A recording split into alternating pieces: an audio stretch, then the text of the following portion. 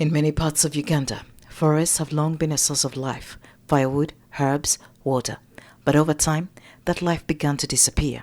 Forests encroached and wildlife poached. Then conflicts grew between communities and the forest guards. Lilian Namirimu, a member of Nachiyanja Collaborative Forest Management Group in Lubirizi District under the Kalinzo Central Forest Reserve, shares how it all started with a simple act of solidarity. Community members coming together to pool funds to bail out those caught encroaching on the forest. The members were encroachers and always encroachers and poachers. So by that time, our husbands used to go to the forest to poach, and we the women used to carry the meat and sell to the communities.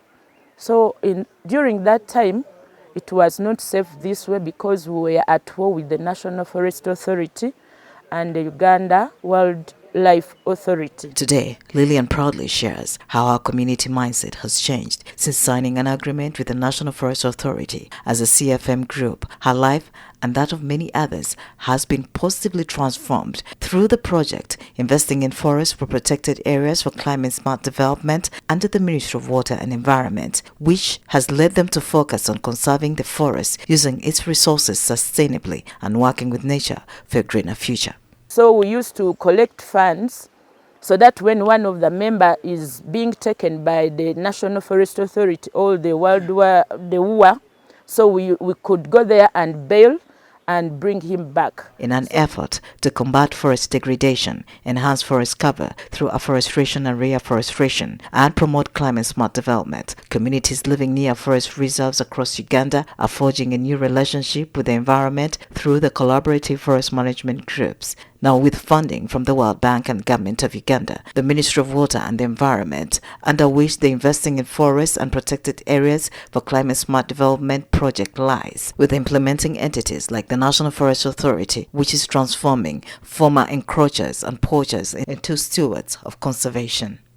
Then we changed from that kind of arrangement to another arrangement of conservation.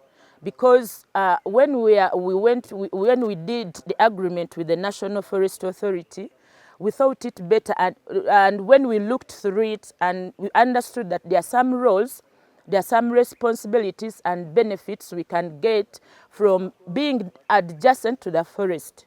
So we agreed in that agreement some of our roles as the group and then our benefits. The Investing in Forests and Protected Areas for Climate-Smart Development IFPA-CD project is improving sustainable management of Uganda's forests and protected areas, as well as increased benefits for local communities in these landscapes. Now, through activities like the forest patrols, supervised access to forests, regulated firewood collections, and herbs.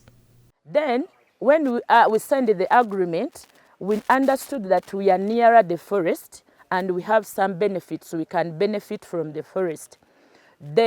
First of all, as a group, we've benefited a lot because we signed for 1,230 hectares of land. 600 out of that 615 was production, whereby we have managed to do a number of projects on the production part. One of the projects we have managed to do, because we are under conservation, we have managed to plant trees. We are planting trees, both indigenous and exotic.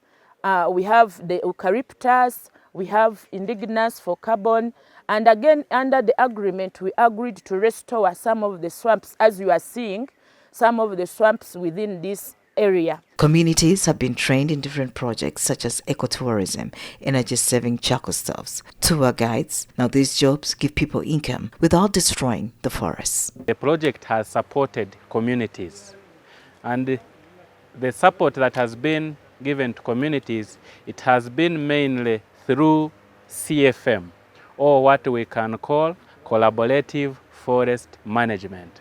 That is one legal way under which the National Forestry Authority is able to work with the communities that are surrounding these central forest reserves.